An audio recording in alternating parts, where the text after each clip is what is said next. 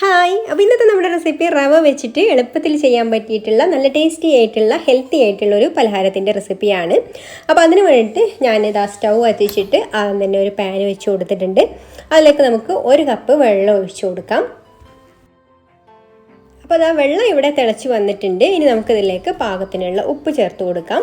പിന്നെ ഇതിലേക്ക് ചേർത്ത് കൊടുക്കുന്നത് ഒരു 1/2 കപ്പ് റവയാണ്. റവ വറുത്തതോ വറുക്കാത്തതോ ഏതായാലും കുഴപ്പമില്ല. അപ്പോൾ അതും കൂടെ ചേർത്ത് കൊടുത്തിട്ട് നന്നായിട്ടൊന്ന് ഇളക്കി കൊടുത്തതിന് ശേഷം ലോ ഫ്ലെയിമിൽ വെച്ചിട്ട് ഒരു 2-3 മിനിറ്റ് ഒന്ന് അടച്ചു വെക്കാം. റവ ഒന്ന് കുക്കായിട്ട് വരണം. ഇനി നമുക്ക് അടപ്പ് തുറന്നിട്ട് ഒന്ന് ഇളക്കി കൊടുക്കാം. ഇപ്പോൾ വെള്ളമൊക്കെ വറ്റി വന്നിട്ടുണ്ട്. ഇനി നമുക്ക് ഫ്ലെയിം ഓഫാക്കിയതിന് ശേഷം ഈ ചൂടോട് കൂടി തന്നെ ഇതൊരു 5 മിനിറ്റും കൂടെ ഒന്ന് അടച്ചു വെക്കാം. അപ്പോൾ ഈ പറ്റി പിടിച്ചിട്ടുള്ളതൊക്കെ നമുക്ക് പിന്നീട് ഇളക്കിയെടുക്കാൻ പറ്റും കേട്ടോ. അപ്പോൾ അതിവിടെ ഞാൻ അടച്ചു വെക്കാം. പിന്നെ ഒരു 2 അച്ച് ശർക്കരയിലേക്ക് ഒരു 1/4 കപ്പ് വെള്ളവും കൂടെ ഒഴിച്ച് കൊടുത്തിട്ട് ഇതൊന്ന് ഇതുപോലെ ഒന്ന് ഉരുക്കിയെടുക്കണം. അതിനുശേഷം നമുക്കിത് അരിച്ചിട്ട് മറ്റൊരു പാത്രത്തിലേക്ക് ഒഴിച്ചു കൊടുക്കാം. ഞാൻ ഇതുപോലെ കുറച്ച് പരന്നിട്ടുള്ള ഒരു നോൺ സ്റ്റിക്കിൻ്റെ പാനാണ് കേട്ടോ എടുത്തിട്ടുള്ളത്.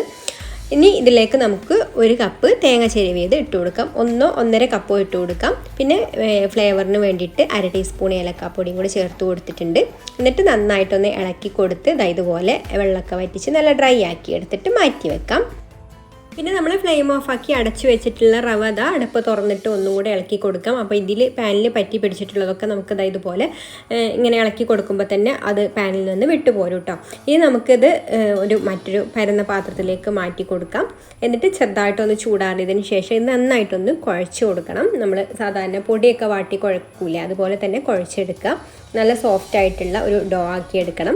അപ്പോൾ കയ്യിൽ ഒട്ടിപ്പിടിക്കുന്നത് പോലെ കുഴച്ചെടുക്കുന്ന സമയത്ത് കയ്യിൽ ഒട്ടിപ്പിടിക്കുന്നുണ്ടെങ്കിൽ ഇതുപോലെ കുറച്ച് കയ്യിലൊന്ന് വെള്ളമാക്കിയതിന് ശേഷം കുഴച്ചെടുത്താൽ മതി. ഇനി നമുക്ക് വാഴയില ഇതുപോലെ ഒന്ന് വാട്ടിയെടുക്കാം. ഇനി നമ്മൾ കുഴച്ചെടുത്തിട്ടുള്ള മാവിൽ നിന്ന് ഇതുപോലെ ഓരോ ബോളാക്കി എടുത്തതിന് ശേഷം ഇതുപോലെ ഒന്ന് പരത്തി കൊടുക്കാം. കൈ വെച്ചിട്ട് തന്നെ പ്രസ് ചെയ്ത് പരത്തി കൊടുത്താൽ മതി. കയ്യിൽ ഒട്ടിപ്പിടിക്കുന്നുണ്ടെന്നുണ്ടെങ്കിൽ കയ്യിൽ കുറച്ച് വെള്ളം ഒന്ന് ആക്കി കൊടുത്തതിന് ശേഷം ഇതുപോലെ പരത്തിയെടുക്കാം കേട്ടോ. ഇനി നമുക്ക് ഇതിൻ്റെ ഉള്ളിൽ നമ്മൾ റെഡിയാക്കി വെച്ചിട്ടുള്ള തേങ്ങയും ശർക്കരയും ചേർത്തിട്ടുള്ള ഒരു ഫില്ലിങ് വെച്ച് കൊടുത്തതിന് ശേഷം മടക്കി കൊടുക്കാം.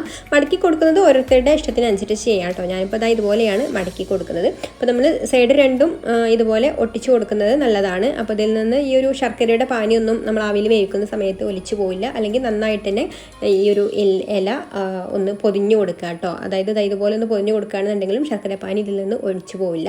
അപ്പോൾ ഇതുപോലെ ബാക്കിയുള്ളതെല്ലാം റെഡിയാക്കിയെടുക്കാം.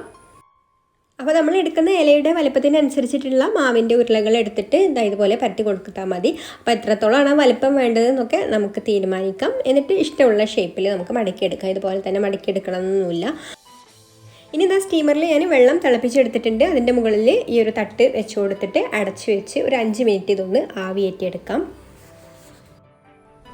അപ്പോൾ ഇത്രയുള്ളൂ റവ വെച്ചിട്ടുള്ള ഇലയട ഇവിടെ റെഡി ആയിട്ടുണ്ട്. അപ്പോൾ നമുക്ക് അരിപ്പൊടി വെച്ചിട്ട് മാത്രമല്ല, ഗോതമ്പ് പൊടി വെച്ചിട്ടൊന്നും മാത്രമല്ല, റവ വെച്ചിട്ടും ഈസി ആയിട്ട് നല്ല ടേസ്റ്റി ആയിട്ടുള്ള അട റെഡിയാക്കി എടുക്കാം.